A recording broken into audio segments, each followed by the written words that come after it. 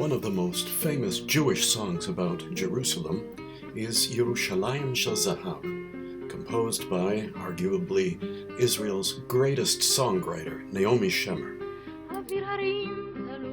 Shemer was one of 5 composers who were invited to write a song about Jerusalem for the 1967 annual Song Festival, sponsored by Kol Yisrael, the Israel Broadcast Authority.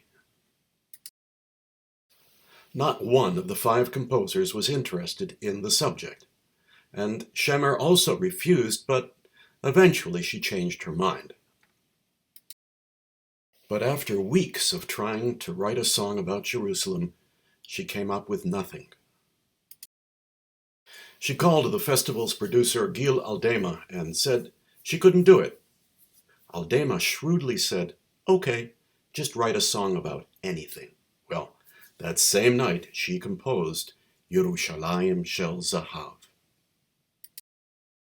Now, Naomi Shemer happened to be listening to a talent contest on the radio a few days later, and she heard a young soldier folk singer by the name of Shuli Natan.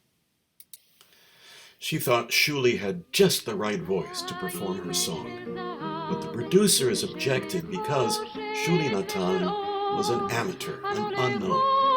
But Shemer insisted, and the song was an instant success.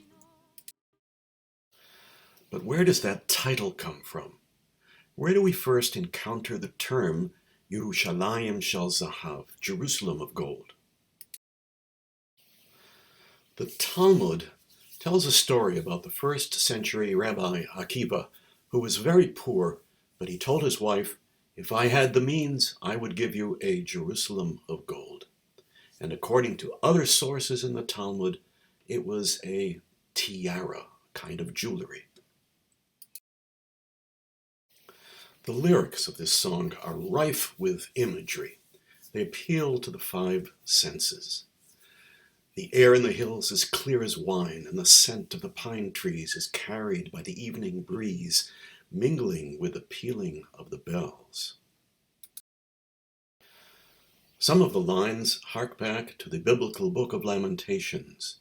The city dwells alone, Echa yashva vadad ha'ir.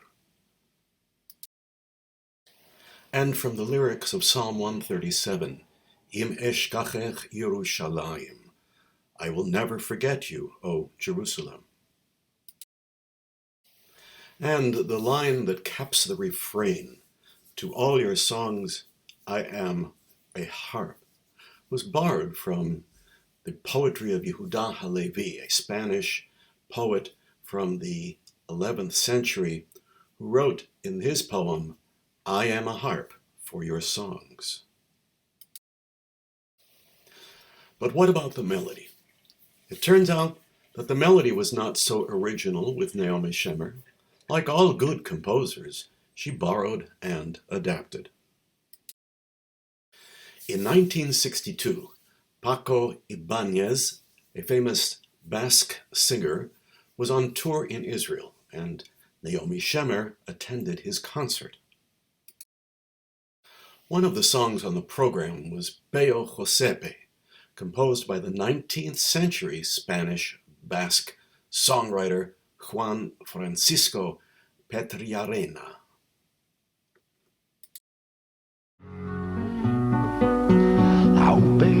Eta pesadumbria zen arrakaurrakukatu aurrorentzako beste jaberik ezin liteke topatu Bello Josepe bihotz neria aurroren aita zuzaitu aurrorentzako beste jaberik ezin liteke topatu.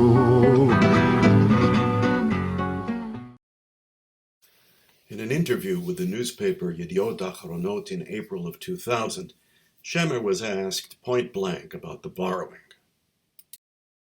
She responded, "The songs don't sound the same at all. The resemblance is really very slight. This kind of thing happens every week. Somewhere or other, something from another song sticks to us just as dust sticks onto clothes." But just 2 weeks before her death, Shemer sent a letter of confession to her friend, the composer Gil Aldema, who was the producer who had convinced her to write the song. She wrote, "I consider the entire affair a regrettable work accident, so regrettable that it may be the reason for me taking ill.